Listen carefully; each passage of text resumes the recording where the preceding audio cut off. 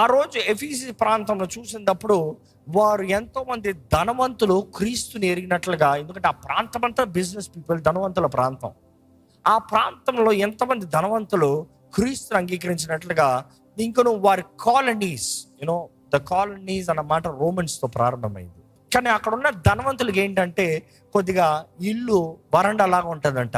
ఇక్కడ చూస్తే వాళ్ళకి గది, బెడ్రూము, ఆ రూము, ఈ రూము అన్నీ వచ్చి మధ్యలో ఇలా ఓపెన్ ఉంటుందంట సన్లైట్ పడటానికి.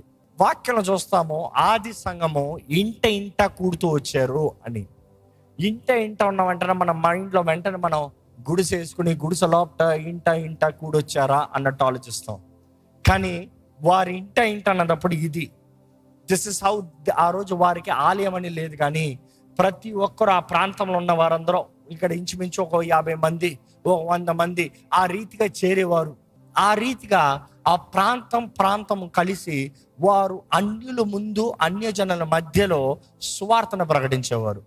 ఒకసారి ఇక్కడ అడిగి మనల్ని మనం పరీక్షించుకుందాం. ఇక్కడ ఉన్న మీరు ఎంతమంది అపార్ట్మెంట్స్లో ఉన్నారో నాకు తెలీదు, కానీ ఆల్మోస్ట్ హైదరాబాద్లో ఉన్న ప్రతి అపార్ట్మెంట్లో ఒక కమ్యూనిటీ హాల్ అని ఉంటుంది. మిమ్మల్ని అడుగుతున్నాను, ఎప్పుడన్నా మీరున్న స్థలముల్లో యేసుని గురించిన వార్త ప్రకటించారా? మీరున్న స్థలంలో ఎప్పుడన్నా ఒక కూడిక జరిగిందా? మీరున్న స్థలంలో ఒక 10 మంది చేరి దేవుని సన్నిధిలో ప్రార్థన చేశారా? సరే, మీరున్న స్థలంలో అలా లేదంటే మీ ఇంట్లో ఎప్పుడన్నా ఒక చిన్న కూడిక జరిగిందా? అయ్యో వద్దండి, మా పక్కింటి వాళ్ళకి మేము క్రైస్తవులని తెలియదండి, మా కింద ఇంటోడికి మేము క్రైస్తవుని తెలియదు, ఎందుకంటే ప్రతిరోజు కొట్లాడుకుంటూ ఉంటాం కదా, క్రైస్తవుడు అంటే బరువు పోతాడు. మళ్ళా ఇది మా ఫ్లాట్లో నా చెడ్డ పేరు నాకే కదా, ఎందుకంటే అన్ని పిచ్చి పనులు నేనే చేస్తున్నాను, నేను క్రైస్తవుని చెప్తే అవమానం అవుతుంది అంటున్నారంటే you really need to check your self, are you really a Christian? ఎందుకంటే ఆ సంఘము చూసినప్పుడు వారు కలిగిన ప్రతి దాంట్లో వారు క్రీస్తు మహిమార్థమే బ్రతికారు. వెన్ దే సెడ్ క్రైస్తవుడుగా చంపేస్తాను, క్రైస్తవుని చూపిస్తున్నాడు. క్రైస్తవుడుగా తిండి లేదు, పర్వాలేదు, నేను క్రైస్తవుని బ్రతుకుతున్నాను. క్రైస్తవుడుగా సోన్సో అయినా పర్వాలేదు. విశ్వాసులు అక్కడ ఎంతైనా సరే తెగించేవారు. ఈరోజు మిమ్మల్ని అడుగుతున్నానండి, క్రీస్తు నిమిత్తమై మీరు ఎంత తెగిస్తున్నారు? క్రీస్తు నిమిత్తమై మీరు ఎంత శ్రమను అనుభవిస్తున్నారు? ఈరోజు మిమ్మల్ని మీరు పరీక్షించుకోవాలి. మీ జీవితంలో ఏంటది మీరు దేవుని కొరకు నష్టపోతానికి సిద్ధం? ఈరోజు చాలామంది దేవుని నమ్ముకునేది, నాకు ఏదైనా ఇస్తే నేను దేవుని వెంబడిస్తా, నాకు ఏదైనా చేస్తే నేను దేవుని వెంబడిస్తా. యేసుప్రభు అంటాడు, జయించు వారికి నేను జీవ కిరీటాన్ని ఇస్తాను అని చెప్తున్నాడు. నువ్వు ఈ పాపపు లోకంలో నువ్వు బ్రతకగలిగితే, సరిగా నువ్వు పరిశుద్ధంగా దేవుని కొరకు జీవించగలిగితే, క్రీస్తు సాక్షిగా నువ్వు నడుచుకోగలిగితే, నీ జీవితం అన్ని విషయాల్లో సాక్షిగా నిలబడగలిగితే, దేవుడు అంటున్నాడు, నేను నీకు జీవ కిరీటాన్ని ఇస్తాను. ఇక్కడ ఉన్న మిమ్మల్ని అడుగుతున్నాను, శ్రమలు మళ్ళా వస్తే నిలబడతారా? ఈరోజు చాలా మంది మాకు శ్రమలు ఉన్నాయంటే, ఆ రోజు శ్రమల ముందంటే ఇదంతా ఒక లెక్క. ఆ రోజు రీతిగా శ్రమలు వస్తే ఏం చేస్తారు? ఎంతమంది నిజంగా నిలబడగలుగుతారు? తాత్కాలికమైన లోకం కొరకు పోరాడతారా? నిరంతరమైన ఆ రాజ్యం కొరకు జీవిస్తారా? ప్రేమించే దేవుని వెంబడిస్తారా? లేకపోతే ఏదో టైం బీయింగ్ కొరకు వెళ్ళిపోతారా? చూసి ఆ రోజు విశ్వాసులు నోబడి కాంప్రమైజ్డ్. వాళ్ళు తీసిన అడుగు, వాళ్ళు కలిగిన పట్టుదల ఏమాత్రం, ఎందుకంటే వారు సత్యం ఎరిగినప్పుడు, సత్యం నమ్మినప్పుడు మీరు అనొచ్చు, వారందరూ యేసుని చూసారు. లేదు, వారందరూ యేసుని చూడలే. వారందరూ యేసుని కళ్ళారా చూసిన వారు కాదు. ఇది ఇశ్రాయేలు కాదు, ఇది యూదా కాదు, ఇది ఆ ప్రాంతాలు కాదు. ఇది ఎక్కడ? ఇది అన్య ప్రాంతం, అన్య దేశం, Asia Minor, full of demons, idolatry. ఇంకా నెక్స్ట్ సబ్జెక్ట్ చెప్పాలంటే, ఆ విగ్రహాలు, ఆ ఆలయంలో చీకటి ప్రభావం అధికంగా ఉండేదంట, చేతబడుల ప్రభావం అధికంగా ఉండేదంట. అంతగా చీకటి ప్రభావంతో, దుష్ట కార్యాలతో ఆ ప్రాంతం నింపబడినప్పుడు, అందుకని అపోస్తులైన పౌలు రాస్తున్నాడు, ఇదిగో మనం పోరాడేది రక్త మాంసములతో కాదు, కనబడని శత్రువులతో పోరాడుతున్నాం. వాయుమండల అధిపతులు, లోకనాథులు, అధికార సమూహము, దురాత్మల ప్రభావం సమూహంతో, వీటితో మనం పోరాడుతున్నాము. మనం పోరాడేది రక్త మాంసములు కాదు. వారంతా రిస్ట్రిక్షన్లో, వారి జీవితంలో చూడండి, ఒకప్పుడు వారు ఘనంగా అంత లాభంగా బ్రతికారు. సడన్ గా యేసుని గురించిన వార్త విన్నారు. విన్న దగ్గర నుండి లోకంలాగా బ్రతుకుతానికి లేదు. ఎవడైనా ఈ లోక సుఖాలన్నీ విడిచి క్రీస్తు కొరకు సమస్తమ త్యాగం చేస్తున్నాడంటే ఆ వ్యక్తి నిజంగా రక్షించబడిన వ్యక్తి. అయ్యో నేను ఈ లేకుండా నేను బ్రతకలేను, నాకు ఇది కావాలి అది కావాలంటే no, you are not a believer. ఈరోజు మిమ్మల్ని అడుగుతున్నాను, మీ స్టాండ్ ఎక్కడ ఉంది? మీరు ఎక్కడ నిలబడగలుగుతున్నారు? మీ స్థానం ఎక్కడుంది? ఈరోజు దేవుడు మిమ్మల్ని చూస్తే మీతో ఏం చెప్పగలుగుతున్నాడు?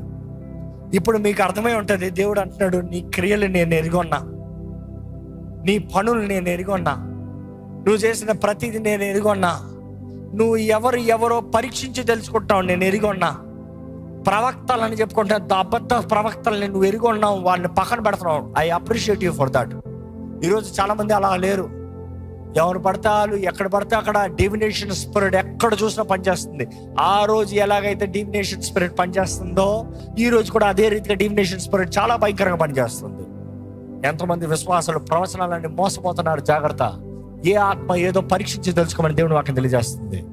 Test every spirit, do not believe every spirit, test and then believe.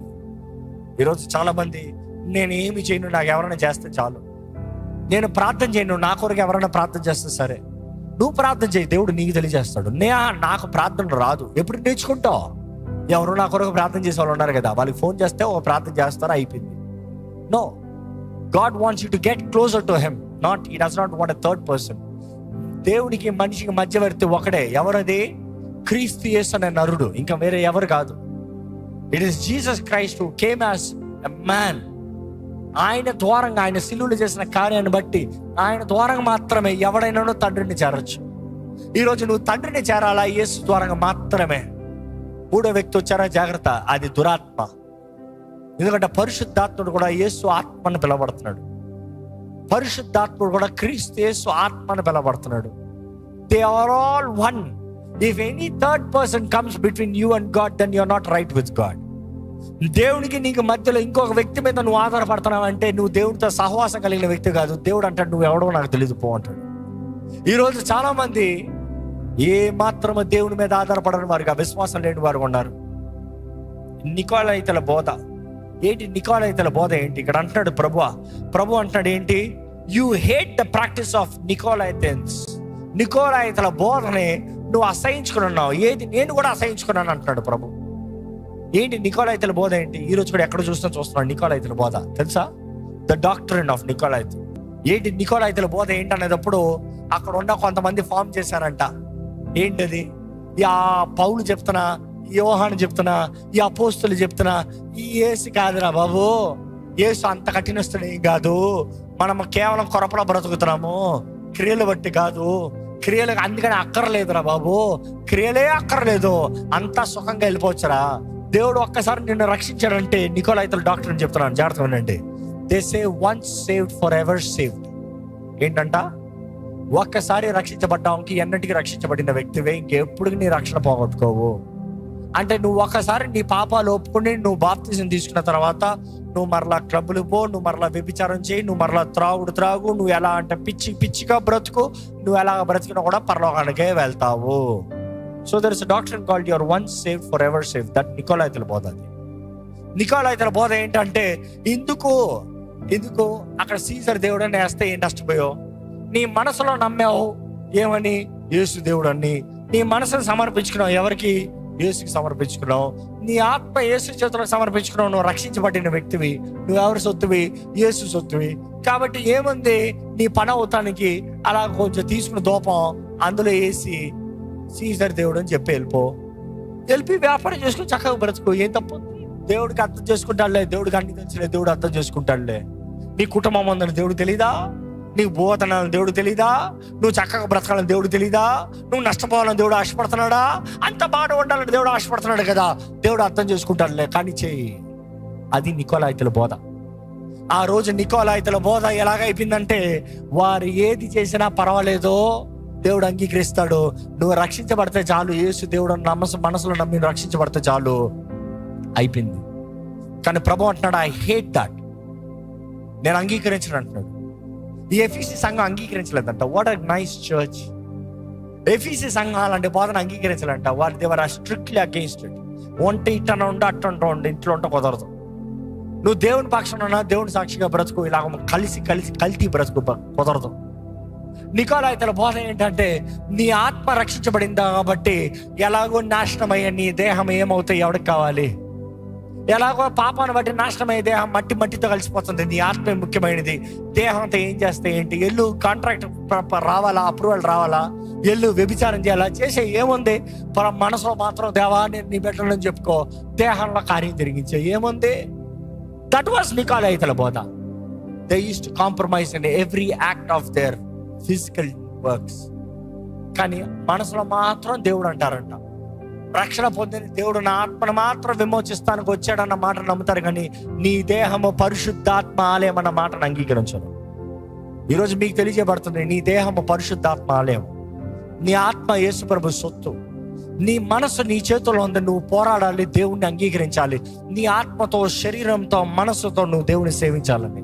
ఎందుకంటే చివరికి నీ మనసులో నువ్వు చేసే నిర్ణయాలను బట్టి నీ జీవితం ఉంది. కాబట్టి నీ మనసుని జాగ్రత్తగా కాపాడుకో. With all that you have, guard your heart. Heart అంటే స్పిరిట్ కాదు, హార్ట్ ఇస్ సైకి. సైకిలోనే ఉంది హార్ట్. హార్ట్ అంటే ఈ హార్ట్ అనుకుంటాం, కాదు కాదు కాదు కాదు కాదు. సైకిలో ఉంది the will, the emotion and then logic. ఇక్కడ ఉంది నీ చిత్తము. నీ చిత్తానికి ఆధారపడేది ఎప్పుడో నీ హృదయపు తలంపులు, అంటే నీ ఎమోషన్స్. అదే సమయంలో నువ్వు ఎరిగి ఉన్నది. ఈరోజు మిమ్మల్ని అడుగుతున్నానంటే, ఏంటి మీరు ప్రభు గురించి ఎరిగి ఉన్నారు? గత ఆదివారం చెప్పాను, కనీసం ఈ వారం నుండి 10 నిమిషాలు వాక్యం చదవండి అన్నా. ఎంతమంది చదివారో చేతులు ఎత్తండి. 10 నిమిషాలు కనీసం ఈ వారం అంతా వాక్యం చదవండి. ఎంతమంది విన్నారు, ఎంతమంది చదివారో మీరు చూసుకోండి. అందుకని యేసుప్రభు అంటాడు, విన్నది అందరంట.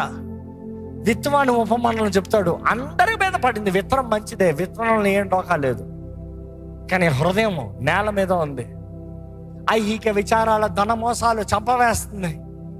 దొంగ వచ్చి దోచుకుని పోతున్నాడు వాక్యం చదవకుండా సమయాన్ని. జీవితంలో వాక్యము లేదు. ఆ రోజుల్లో వారికి మనలాగా పరిశుద్ధ గ్రంథం లేదండి. వారికి మనలాగా పరిశుద్ధ గ్రంథం లేదు.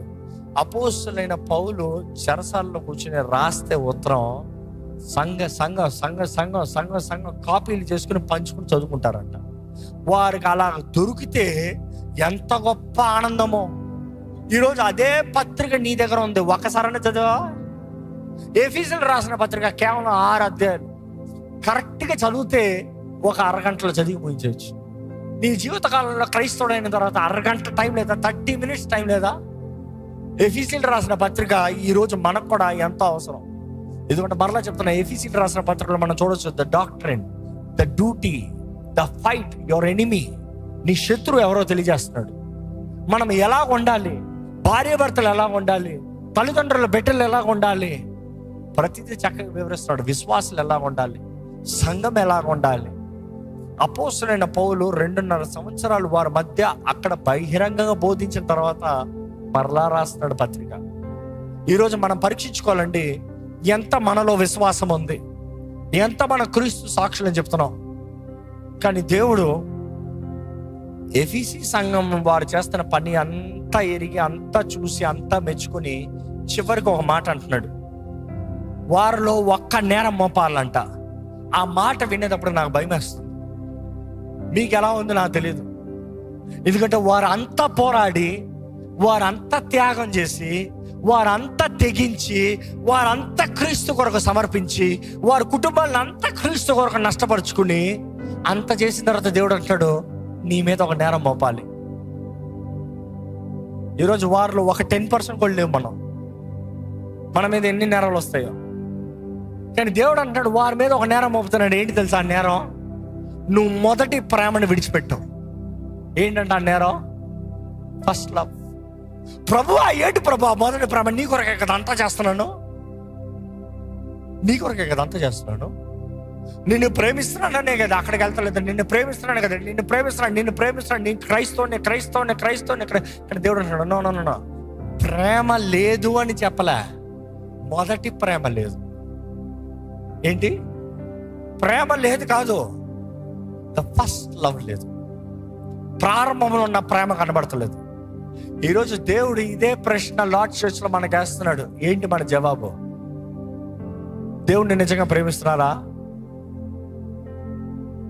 ఎందుకంటే మరలా చరిత్రలో వెనక్కి తిరిగి చదివితే ఎఫీసీ ప్రాంతంలో ఎలా ఉంటుందంటే, అక్కడ విశ్వాసులు ఇంచుమించు 40 సంవత్సరాలు బలంగా నాటబడిన వారు ఇది చేయొద్దు, అది చేయొద్దు, మేము ఇది చేయము, మేము అది చేయము అని ధైర్యంగా నిలబడిన వారు చివరికి ఎలాగైపోయారంటే, they were more disciplined but they never had the passion towards God. మనం ఇది చేయము, వండర్ఫుల్. మాకు ఇది ఉండదు, వండర్ఫుల్. మాకు ఇది జరగదు, వండర్ఫుల్. మేము ఇది అనుభవించలేము, వండర్ఫుల్. ఎందుకొరకు? ఈరోజు మనం కూడా ప్రశ్నించుకోవాలి, ఎందుకొరకు నీ జీవితంలో నువ్వు చేసేదంట క్రైస్తవుడుగా? ఎందుకొరకు క్రైస్తవుడు అని పిలుచుకుంటున్నావు? మోక్షం వస్తుందన్నా, పరలోకం వస్తుందన్నా, నరకం నుండి తప్పించుకోదమన్నా. నువ్వు దాని కొరకు క్రైస్తవుడు అంటే రియల్లీ నాట్ రియల్లీ క్రిస్టియన్. నేను దేవుని ప్రేమను తెలుసుకుని నేను దేవుని ప్రేమిస్తున్నాను అని చెప్పు, అది క్రైస్తవుడు. ఎందుకంటే it's all about love. It is not a religion, it is love. ఎందుకంటే ఈరోజు దేవుడు మనల్ని కూడా పరీక్షించుకోమంటున్నాడు. Do you love me? పేతురుతో అడుగుతున్నాడు దేవుడు, పేతురు నువ్వు నన్ను ప్రేమించుచున్నావా? ఏంటి జవాబు? మీ జవాబు చెప్పుకోండి. పేతురు ధైర్యంగా చెప్పగలుగుతున్నాడు, ప్రభువా నేను నిన్ను ప్రేమిస్తున్నా. మీరు చెప్పండి, మీ జవాబు ఏంటి? నిజముగా దేవుడు మీరు ప్రేమిస్తాం ఎరిగొన్నాడా? రెండోసారి అడుగుతున్నాడు పేతురుని, పేతురు నువ్వు నన్ను ప్రేమిస్తున్నావా? రెండోసారి చెప్తున్నాడు, నేను నిన్ను ప్రేమిస్తున్నాను ప్రభా. మూడోసారి పేతురుని అడుగుతున్నాడు, పేతురు నువ్వు నన్ను ప్రేమిస్తున్నావా? మనసులో నొచ్చుకుంటూ అంటున్నాడంట, దేవా నువ్వు అన్నీ ఎరిగిన దేవుడివి, నువ్వు హృదయాలను ఎరిగి ఉన్న దేవుడివి, నువ్వు హృదయ రహస్యాలు ఎరిగి ఉన్న దేవుడివి, నేను నిన్ను ప్రేమిస్తున్నానని నీకే తెలుసు. ఈరోజు దేవుడు మనల్ని అదే ప్రశ్న అడుగుతున్నాడు, నువ్వు చెప్పగలుగుతావా దేవా నేను నిన్ను ప్రేమిస్తున్నాను నీకు తెలుసు అని? ఎందుకంటే మనం పేతురుని చూసేటప్పుడు అంటాం, పిరికొల్లాగా చేతకాని వాళ్ళగా పారిపోయారు రా అని. ఆ రోజు పరిశుద్ధాత్ముడు లేడు పేతురుకి. కానీ ఎప్పుడైతే పేతురు పరిశుద్ధాత్మతో నింపబడ్డాడో ఆ దినంనే ధైర్యంగా నిలబడి 3000 మందికి సువార్తను ప్రకటించి రక్షణలోకి నడిపించాడు. ధైర్యంగా సువార్తను ప్రకటించి ఆ రోజు మాత్రం కాదు, తన కడ ఊపిరి వడుకు చివరికి తన అంతం ఎలాగా సిలువ చంపమంటే పేతురు అన్నాడు, ఏమన్నాడు తెలుసా? నా యేసులాగా చేస్తాను, అంత ధన్యత నాకు, అంత గనుడిని కాదయ్యా, అంత ధన్యత నాకు అక్కర్లేదు, నన్ను తలకిందలుగా సిలువేయండి ఆయన కోరాడు. వారు తలకిందలుగా సిలువేయమని ఆజ్ఞ ఇవ్వలే. సిలువేయమంటే నా యేసులాగా చర్చ అంత గొప్ప భాగ్యం నాకు కాదయ్యా, నన్ను తలకిందలు వేసి సిలువేయండి అని చెప్పాడు.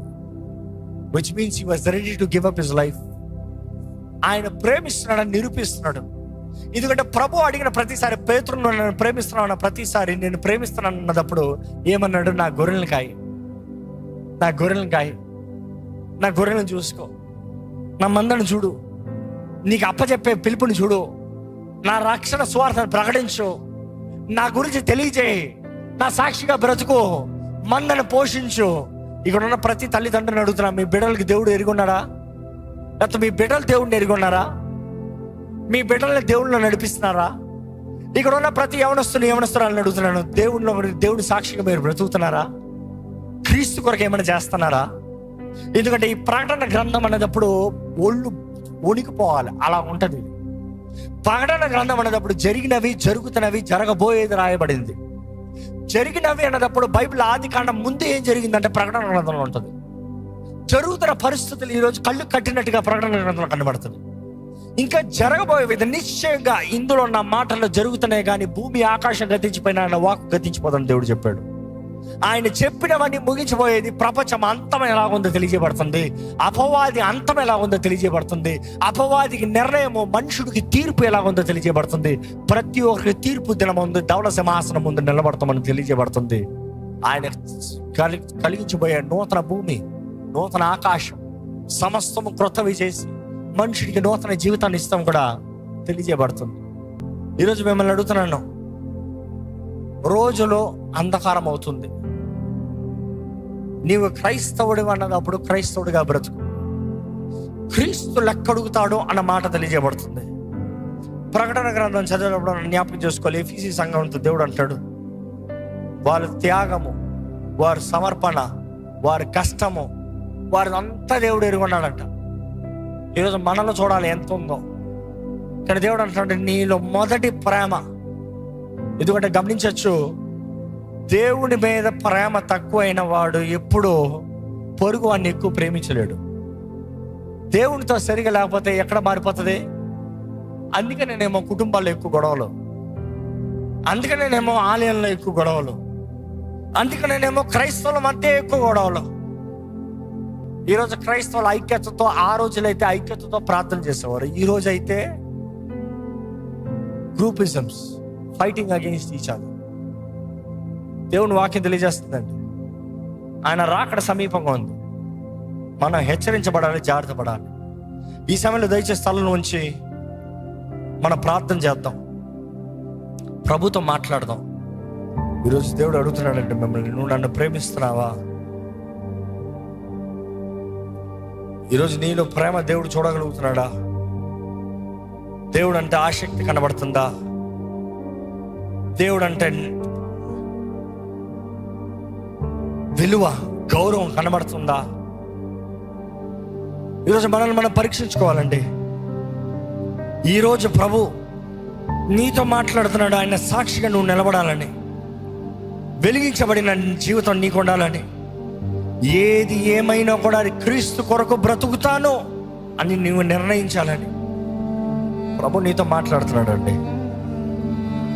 ఈరోజు నీ జీవితము ఆయన చేతుల్లోకి సమర్పించుకో. Make a commitment with God, a commitment with God. ఈరోజు ఇంకా మనం పశ్చాత్తాప పడటానికి అవకాశం ఉంది. దేవుడు కూడా అక్కడ పశ్చాత్తాప పడటానికి అవకాశాన్ని ఇచ్చాడు. ఎఫీసీ సంఘానికి ఆయన ఉత్తరం రాస్తున్నా, ఆయన చెప్తున్నాడు, నువ్వు మారు మనసు పొందితే సరే, ఇఫ్ యూ రిపెంట్ అంటే ఆయన మారు మనసు పొందడానికి సమయాన్ని ఇస్తున్నాడు. నువ్వు పొందకపోతే నీ ముందున్న దీపస్తంభాన్ని తీసేస్తా, నీ జీవితాన్ని చీకటి చేసేస్తా, నీ ప్రాంతాన్ని చీకటి చేసేస్తా. చీకటి అంటే అంధకారం, అంటే ఇక దురాత్మలే. ఎక్కడ చూసినా దురాత్మ ప్రభావం ఎంతో అధికంగా ఉంది. నీ జీవితంలో దేవుడు ఆయన వెలుగు తీసేస్తే, ఆయన వాక్కు వెలుగు, ఆయన ఆత్మ వెలుగు, ఆయన సన్నిధి వెలుగు నీ జీవితంలో తీసివేస్తే నీ జీవితం అంతా అయోమయమే. You would live in oppression and depression. ఈరోజు దేవుడు మాట్లాడుతున్నాడు అండి, దేవుడు తరుణం ఇస్తున్నా అంటున్నాడు. నీవు మరలా మొదటి ప్రేమకి తిరిగి వస్తే దేవుడు అంటున్నాడు, నేను దీపాన్ని ఉంచుతా, నీ జీవితంలో నీ కార్యాలను జరిగిస్తా. మన జీవితంలో సమస్తం సమకూర్చి జరిగించగలిగిన దేవుడు. నువ్వు కంగారుపాటు నిర్ణయాలతో, కంగారుపాటు పనులతో, కంగారుపాటు కార్యాలతో బ్రతకాల్సిన అవసరం లేదు. మనుషుడు ఏమనుకుంటాడా అని భయపడుతూ బ్రతకాల్సిన అవసరం లేదు. క్రీస్తు కొరకు సాక్షిగా నిలబడాలని, క్రీస్తు సాక్షిగా బ్రతకాలని, అంతమ వరకు సహించువాడు ధన్యుడు. అంతమ వరకు సహించాలని దేవుడు ఆశపడుతున్నాడు. నీ జీవితంలో నువ్వు అంతమ వరకు సహించాలని దేవుడు ఆశపడుతున్నాడు. ఒక రోజు కాదు, 2 రోజులు కాదు, 1 సంవత్సరం కాదు, 2 సంవత్సరాలు కాదు, కడ ఊపిరి వరకు. రక్షించబడిన వ్యక్తి అయితే ఏది నీ రక్షణ జీవితం, ఏది నువ్వు చేసిన కమిట్మెంట్, ఏది నిబంధన, ఏది ఆ బాప్తిస తొట్లో దిగి ఇంకా జీవించలేదు నేను కాదు క్రీస్తే అని చెప్పావు కదా. అంతవరకు నమ్మకంగా బ్రతుకుతానని వాగ్దానం చేశారు కదా. ఏదా వాగ్దానము? దేవుడు జ్ఞాపకం చేసుకోమంటున్నాడు. Where is your call, where is your commitment, where is your purpose, where is your vision? చెప్పండి. మీ జీవితంలో ఒక నిర్ణయం చేయగలిగితే చెప్పండి, దేవుడితో చెప్పండి.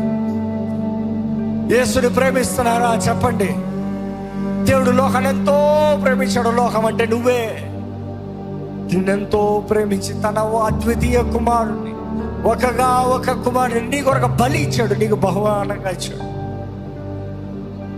Wear is your gratitude? Wear is your honour? Wear is your sacrifice? నిన్ను ప్రేమించి నీకు బలినిచ్చాడు. ఈరోజు దేవుని వాక్యం తెలియజేస్తుంది, మనల్ని మనం సజీవ యాగముగా ఆయనకు సమర్పించుకోవాలంట.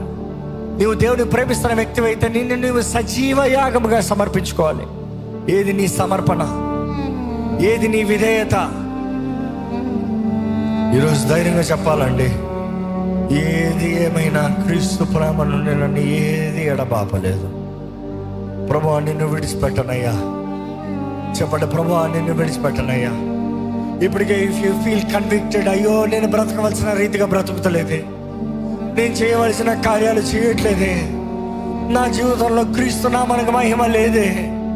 నీలో నీకు పశ్చాత్తాపం కలుగుతుందంటే దేవుడు అంటాడు, మారు మనసు పొందు, బ్రతుకును మార్చుకో, జీవితాన్ని మార్చుకో. ఆయన క్షమాపణను అడిగి, ఆయన సహాయాన్ని వేడుకొని, ఆయన ఆత్మతో నింపబడిన వారిగా, ఆయన ఆత్మశక్తి ద్వారా నడిపించబడేవారిగా, ఆయన ఆత్మ కార్యాలు రుచి చూసేవారిగా ఉండాలని దేవుడు ఆశపడుతున్నాడు.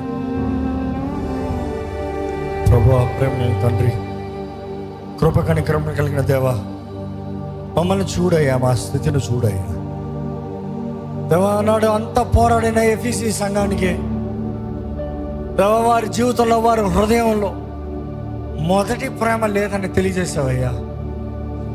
ఈరోజు మా వైపు నువ్వు చూసి మాలో నా లోపాలు చెప్తే ఎన్నున్నాయి ప్రభువా. ఇదిగోనయ్యా, సరిదిద్దుకోవడానికి అవకాశం ఇస్తున్నాను అంటున్నావు, తరుణం ఇస్తున్నాను అంటున్నావు. మా దీపంని వెలిగించుకోమంటున్నావు, లేకపోతే దీపం వెలుగుతున్న దీపాన్ని కాపాడుకోమంటున్నావు. చల్లారిపోయిన స్థితి కాకుండా, చచ్చిన స్థితి కాకుండా, కాంప్రమైజ్ లైఫ్ కాకుండా, స్వార్థ బ్రతుకు కాకుండా, నిస్వార్థముతో, ఓర్పు సహనముతో, ప్రేమ విశ్వాసముతో ముందుకు నడిచే జీవితం మేము కలిగి ఉండాలని ఆశపడాలని నువ్వు తెలియజేస్తున్నావయ్యా. ఇదిగోనయ్యా, ఈ వాక్యం వింటూ ఎవరెవరైతే నీ ఆత్మ ద్వారా ఒప్పించబడుతూ, దేవా నేను చేసింది తప్పు, నా జీవితం తప్పు, నేను బ్రతికే విధానం తప్పు అని గ్రహించుకుంటూ నిన్ను ప్రేమిస్తున్నానని, నీ మార్గంలో నడవాలని ఆశపడుతున్న ప్రతి ఒక్కరిని చూడయ్యా. బలపరచు, నీవే బలపరచు, సేదదీచు, లేవనెత్తు, సరిచేయి, కట్టు ప్రభువా. మా జీవితాన్ని నీలో నాటయ్యా.